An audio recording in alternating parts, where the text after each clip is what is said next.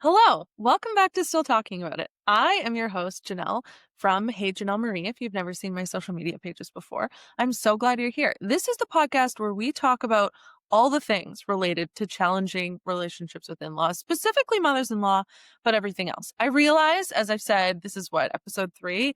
Talked about it in the other episodes. People might be finding this podcast because of keywords, or other reasons, and you've never seen my face before. So if not, like I said, my name's Janelle. I run a social media page for people who have a difficult relationship with their mother-in-law at best, but could be even worse than that. Of course, there's people who follow me because they have a great mother-in-law and they just want to learn what people who have had a bad mother-in-law are experiencing so they don't all of a sudden out of the blue become that mother-in-law one day that they never experienced and don't want to be, because sometimes honestly people come by it accidentally. I don't feel like the worst case scenarios are people who are coming by it accidentally, but either way, I'm so happy you're here. Today, we're going to talk about something that I feel like is an issue that needs to be talked about. Never mind kind of the tongue-in-cheek reason I named this podcast Still Talking About It, which is just that people who are experiencing these issues feel like they're always talking about it. And so I wanted to let's just call it what it is. We're still talking about it, and that's fine. Holidays. I'm recording this the day before Canadian Thanksgiving, which every year when I post Thanksgiving videos, people will comment, "What do you mean Thanksgiving? Why don't you have Thanksgiving on a Thursday?" And I don't mean to poke fun, but like, come on, Americans. Honestly, I realize I should educate and not shame, but like, Canadian Thanksgiving is in the first week, second weekend. It's the second weekend of October. It's usually like a single digit or early low double digit number. It's the second Sunday in October. So I'm recording this the day before Canadian Thanksgiving. Sorry about that little rant. I'm past it now. But this is episode 3. I don't know when we're launching the podcast, but this is going to come out either right before holiday season starts for Americans, or it's going to be like right around American Thanksgiving. So prevalent. We are going to talk about holidays. I'm going to read some follower questions related to holidays, and I want to talk about everything related to the reel I just posted recently, which I posted it yesterday. So that would have been October, what's the date today? October 11th. That would have been October 10th on my social media pages, but I'm sure that we will link it in the show notes so you can have a direct link to either Instagram or TikTok or YouTube Shorts, wherever you watch your short form video content. It was a skit video that I intentionally interlaced a lot of the little things that I think are important to consider when we're talking about family gatherings related to in-laws. And so I want to make sure we're talking about that. Holidays, juggling holidays, equal holidays with in-laws, your own family. Some people have more than one family gathering for their own family to attend, either because they're still getting together with like both. Like, for instance, for me, up until COVID, really, we got together with my mom's side and my dad's side of the family for Christmas. Not so much Thanksgiving. We just did my dad's side of the family for Thanksgiving. My parents are married, but it was still like my aunts and uncles. Post COVID, I just feel like things haven't gone back to the way that it was. A lot of my cousins have gotten older, things like that. But anyway, that's my point. And then there's people who obviously have parents who aren't together anymore, or they have friends that are almost like, there's a lot of family gatherings sometimes that people want to go to, if not are expected to go to. And so I want to talk about that because it's something that so many people struggle with. I also want to get in, we're going to touch on a little bit in this episode, but I think I'm going to do a full episode on it, the anxiety around holidays and seeing your in-laws specifically. I'm going to talk about that a little bit, but I think that might be a whole episode that we dedicate to that. So stay tuned for that. Either next episode or the episode after that. I feel like these next few episodes, this one I'm going to specifically be touching on the juggling associated with holiday gatherings, and some of the things that go on at holiday gatherings. But I think the next few episodes will be just touching on all sorts of different topics related to family holiday gatherings, holiday gatherings with kids, holiday gatherings when you have to like all of those sorts of things, because I think everyone deals with that on some level. Honestly, even if you have a really good relationship with your adult children or conversely with your parents, there's still like little bugaboos that come up. And I think, yeah, it's maybe not your hill to die on, but it's something that, like, if you're not talking about it and you don't know what other people are dealing with, sometimes you can feel like you're the only one who's struggling with these family relationships or struggling with like this component of family relationships, talking about how family relationships with holidays change when people start to have kids, or maybe you're the one who's always had the only grandchildren, and now either your sibling or your sibling-in-law has kids this year, and you're feeling all the things associated with like how you're observing your sister-in-law's kids get treated at holidays versus your own kids. Like we could talk about all of that because we're still talking about it. So let's get into it. As I've mentioned in past episodes, we're 5 minutes in. If you're here because you're a mother-in-law or you're an aunt-in-law or you're a grandmother or whatever, you don't need to back away slowly. You don't need to leave. Please stay, actually. This is a safe space for you, unless you're a jerk. It's like you might feel a little called out if you're a jerk, but maybe that's what you need. Regardless, I think you should stay because I think it's so helpful probably to hear things from the other perspective. And it's always good to hear how these things are feeling to other people to make you more self-aware if that's what you want to be. Anyway, okay, let's get into first follower question. And remember, these are like advice requests or opinions, either one. Came to me on Instagram, but as I've mentioned, once the podcast launches, I'm going to take topic suggestions or follower questions or advice questions, things like that, to the email stilltalkingaboutitpod@gmail.com, which we'll have in the show notes. But for now, these came to me on Instagram. Hi, Janelle. Thanks for all that you do. I feel like my mother-in-law always railroads my family big events. I plan family pictures. She books the same photographer to do extended family photos the same day. My son has a provincial sporting event. She plans a family supper the same day and then is mad that we don't come because obviously we're busy. I'm always the bad guy, and it's been this way for years, and her other kids are oblivious. I dread family holidays. She puts on a show and never acts rude to my face, so my husband doesn't see a problem either. What should I do? Wow, girl. That one's tough. Okay, so to me, this is a perfect example of something that I've talked about a lot and I've definitely felt and observed, which is so often these mother-in-law dynamics really resemble that of what's called and has been studied, which is an office intimidator, because this is the kind of bullshit behavior that office intimidators would do all the time. So I don't mean to like necessarily stereotype. Sometimes it could be a man or it could be a younger woman, but I know from my own personal experience, my office intimidator was a woman in the office in an administrative capacity who was probably 30 to 35 years older than me, and would do this exact type of behavior. And I know so many women have experienced the same thing. People who know how to stay just on the line that HR can't action anything or their supervisor can't action anything, but you know it and you feel it and you experience it. And it's this type of stuff. This type of stuff where if you say anything about it, you seem petty or you seem like it's all in your head. Like it's things that are really easy to gaslight yourself into thinking that you're like overthinking things or being dramatic. But in this case where you notice a pattern, like booking the same photographer for extended family photos in the same day, okay, maybe that's just a matter of convenience. But if it's like clearly trying to like steal the spotlight of the fact that you have your family photos with your little nuclear family that day, like that's annoying. Same with planning a dinner on the same night that your child has a sporting event and then complaining that you can't come. That's just like, that's annoying. It's unnecessary, but it's not the same as someone screaming in your face that you're awful and a stupid bitch and the worst thing that's ever happened to their family. So then it goes unacknowledged. The challenge is, though, much the same as those office intimidator situations.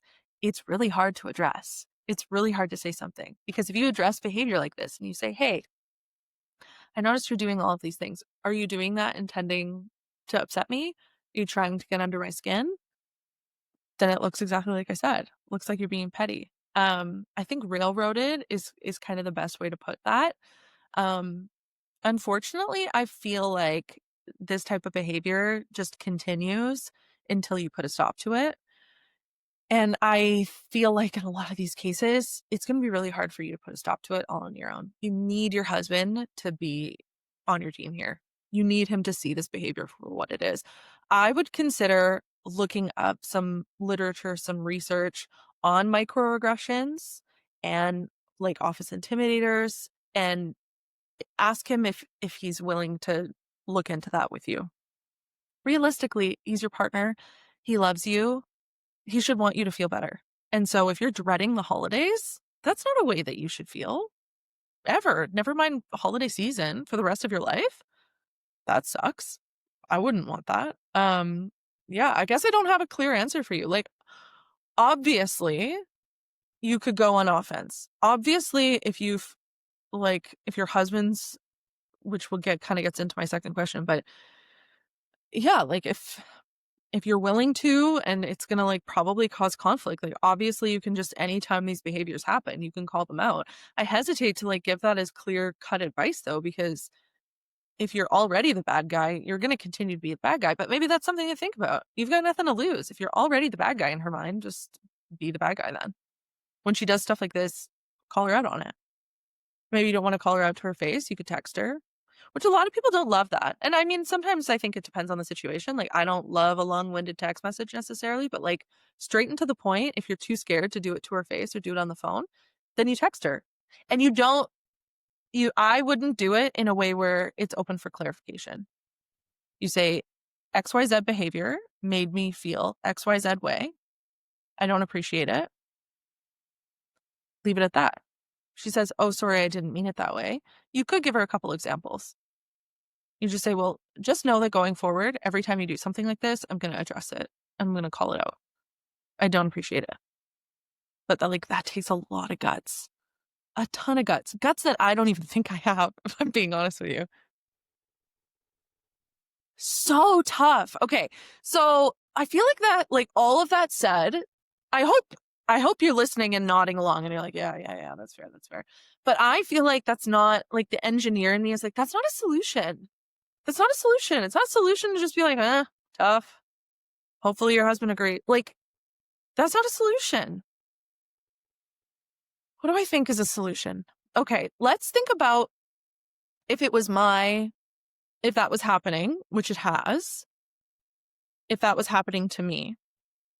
I think an advocate, so in this case, your husband, and I think like early and often, which is kind of what I said. I do think that those are the only solutions here.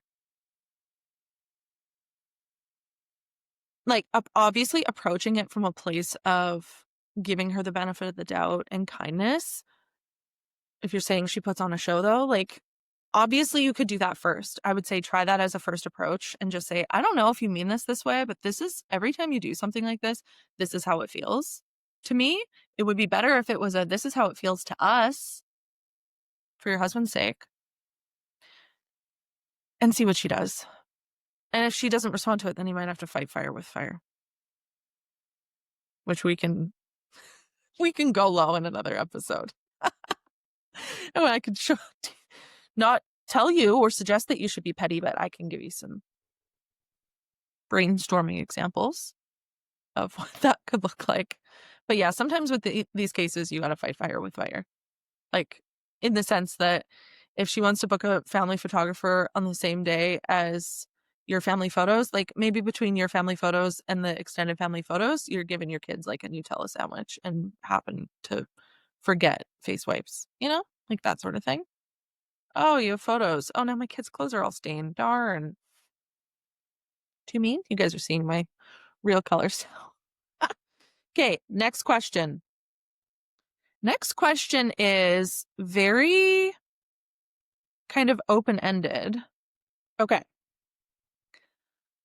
I just want to know how to feel empowered with the holidays coming up to stand up for myself without embarrassing my husband. I have so much to say about this. Number one, you have no control over what embarrasses your husband. You don't.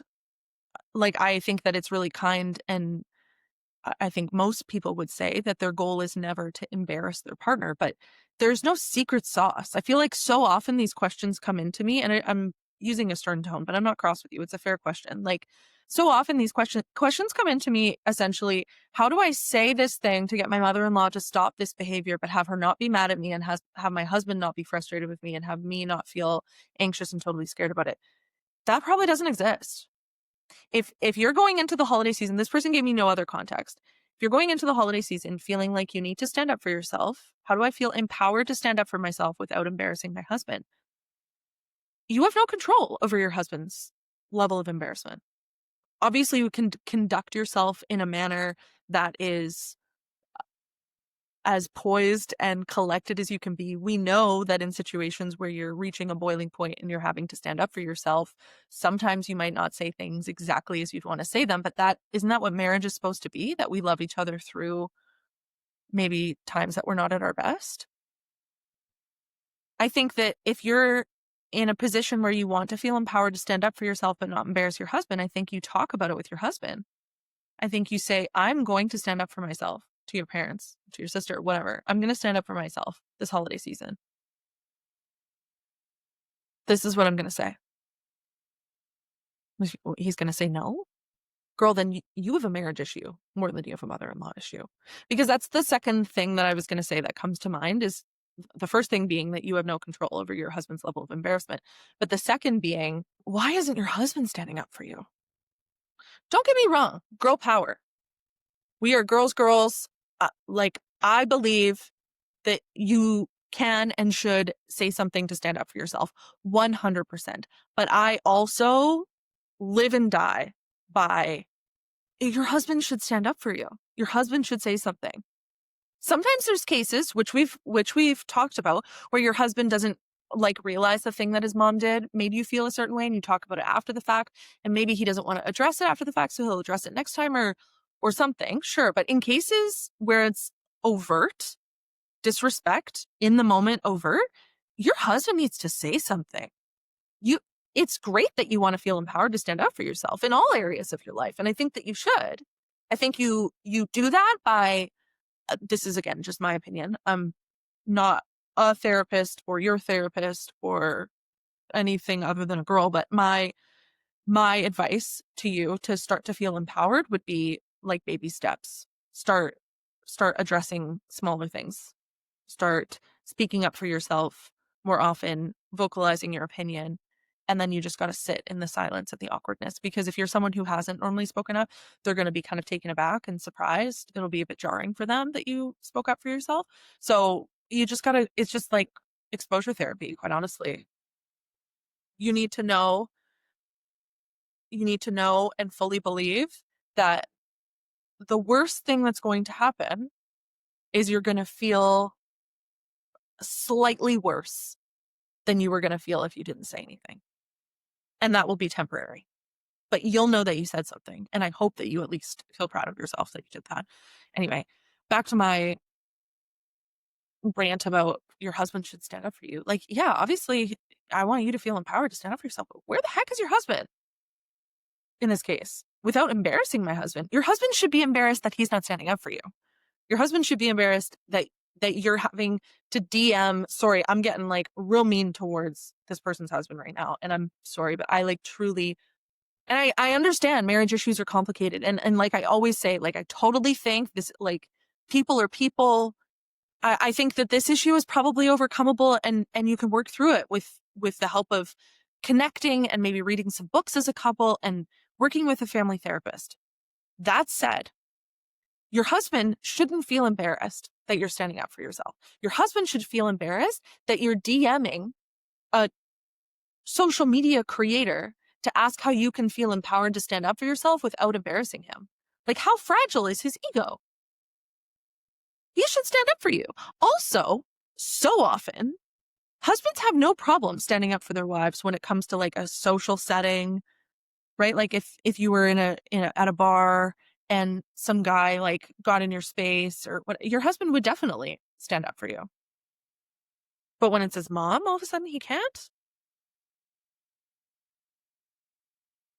I make that face. I know it's more complicated than that.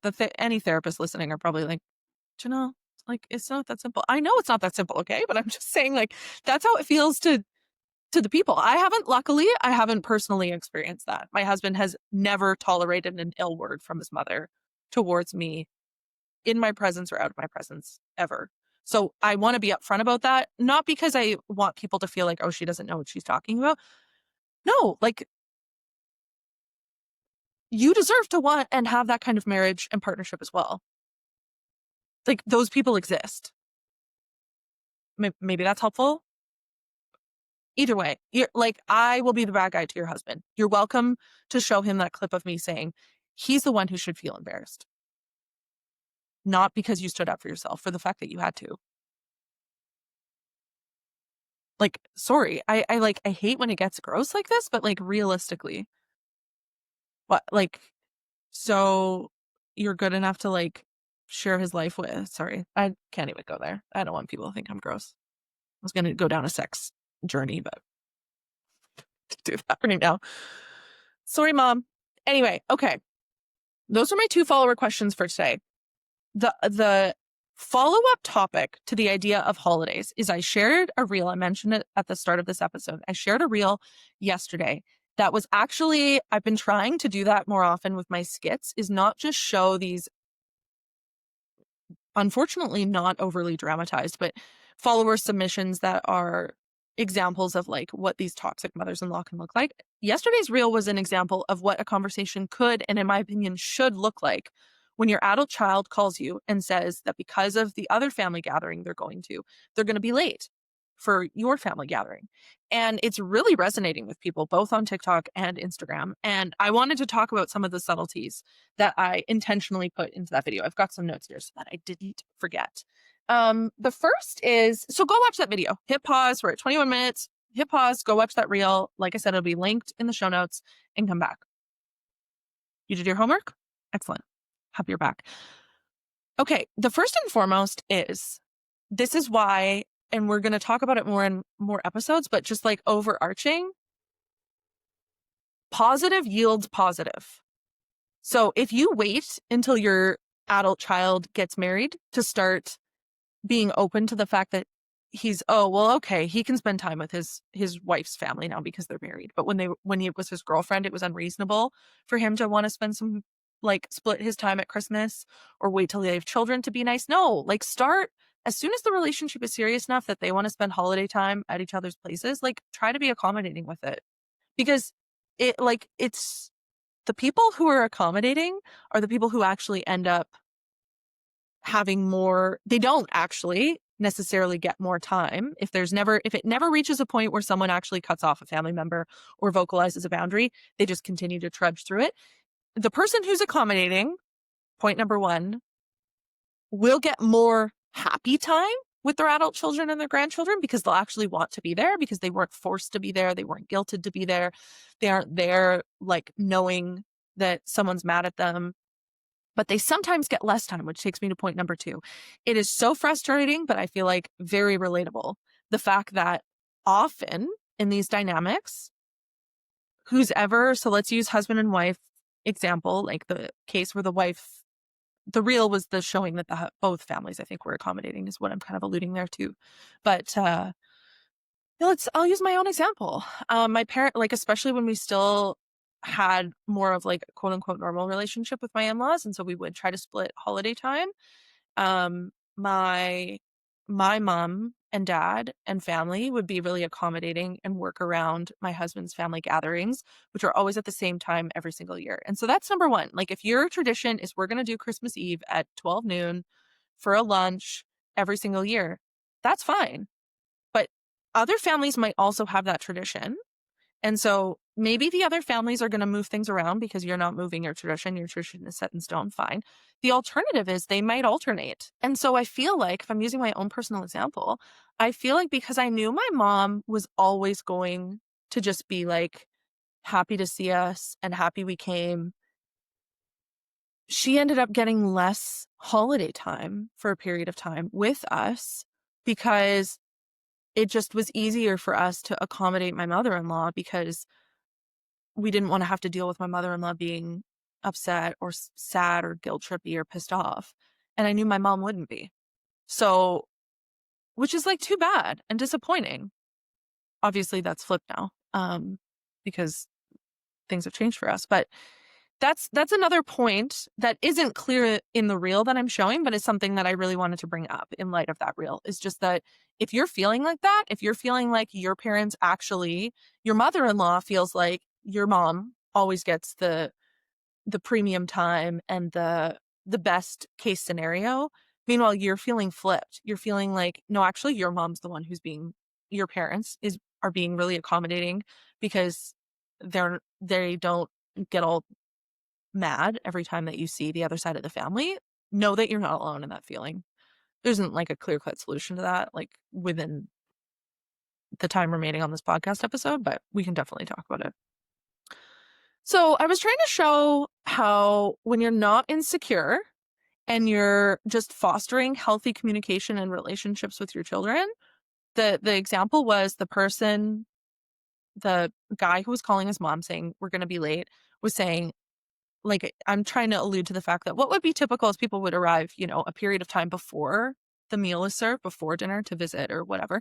And he was calling his mom to let her know, we're going to make it for dinner, but we're going to be a bit late from when other people will be arriving because the kids need to have a nap. And his mom just rolled with it. His mom even offered, oh, would it be better for you if I push dinner a little bit and then the kids can nap in a bed rather than in the car, can nap at your in-laws, at the wife's mom's place instead. And what I cut from the video as well, because it just like wasn't conducive to social media timing, was his mom also said, oh, and like, don't worry about bringing extra snacks and extra jammies and extra diapers and stuff. I have all of that at the house. And I think I'll include that in context in another skit that I'll do in a few weeks. But that's also a big piece of it, is so often that some in-laws or one side of the family wants you to bend over backwards to arrive at their function. And then they have like nothing for kids to do. The space isn't child-proofed in any capacity. And they want you there to say that you were there, but really you're just like chasing your kids around the whole time. Which whenever I share content like that on social media, and I'm sure even in response to this video, people will comment and say, oh, well, I never expected people to childproof for me, or like, I never expected people to watch my kids for me. And it's like, no, I don't either. But like, that's exhausting. It's exhausting to bring a bull in a china shop 2-year-old boy to someone's home, or girl, but I have a bull in a china shop 2-year-old boy, so that's why I say it like that. Bull in a china shop 2-year-old boy to someone's house that isn't childproofed in any way, and they have breakables everywhere, and then you're like chasing them around the whole time because they can't play unsupervised. Like, you can maybe bring some things for them to do, but like, so when you're already considering juggling family gatherings, when you add in the factor of like, is this even it's just like sometimes not worth it. But another comment that I saw on the video a lot was just the idea of juggling it all, and people saying you shouldn't drag your kids to multiple gatherings. And that's where I also wanted to talk about the fact that you need to do what's best for you and your family. Sometimes I think if you don't want to drag your kids around to a million gatherings on a holiday or any gatherings at all, then you shouldn't. But there are people who want to see both sides of the family and are genuinely doing their best to make it to both functions. But then they're greeted with like some sort of that's still not good enough attitude. And then that's when people stop showing up. Like, just let people move through whatever phase they're in. Like, you have no idea why a person might be later than you think they should have to be. Like, maybe there's something else going on and they're not talking to you about it. Again, if you have a close relationship with your adult child, you're probably going to know about it. But either way, I don't think I think as a mother-in-law, which I realize I've never been yet. If your goal is just to have your kids and your grandkids come to the social function, why don't you just act in a way that gets you closer to your goal? Sorry, I guess the goal is the goal to have them be physically there, or is the goal to have them want to be there? Because those are two very different things. Why would you want people there that don't want to be there? We're talking about adults. Adults eventually just don't go places they don't want to be, or they should. So if your goal is that you want your adult children to be at your social function, at your holiday gathering, and actually want to be there, then I think accommodating while they move through the different seasons of life, if they end up having kids or if they're newly married or they're in a new relationship, is all okay. Like, just because they have a couple of years where they spend holidays with the other side of the family, like, doesn't mean that's how it's going to be forever. Again, if that is how it is, like they used to always come to Christmas or Thanksgiving, and now they have a girlfriend or a wife and they never come at all. They always go to her side. I don't know. Maybe you had the best time ever at your family gatherings and you have the closest relationship with your child and she came into the picture and changed everything. I don't doubt that there's times where that's what's happening, but more often than not, I think those people need to look in the mirror because so far doing this work, there hasn't been very many people I've encountered who didn't want to be welcomed into their in-laws' family and participate in their family and holiday gatherings. So maybe we'll leave it there for today. I think we're at 31 minutes. So we're increasing our length of time. I don't know how long my last episode was, 20 some minutes. Anyway, my setup hasn't become less janky. I've just become faster at setting it up. But my children just walked through the door. They're home from skating lessons. So that means we are out of time. Can you still hear me? That's all for this episode of Still Talking About It. I will see you next week.